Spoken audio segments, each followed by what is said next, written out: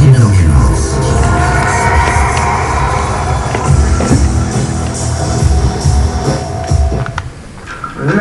se podíváme zpátky do minulosti na to, jak byla kdysi před dávnými lety dokončena evoluce. Ahoj Jirko.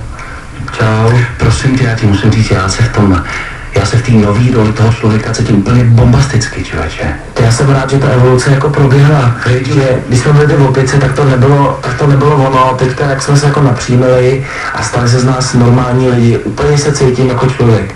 Přesně, to je super. Je to dobrý. Akorát člověče jsem si všiml, že tvoje manželka ještě čeká na tu změnu, na tu evoluci.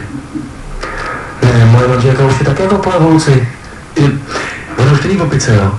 Ne, ona už je člověk. Jo, aha, tak to promiň.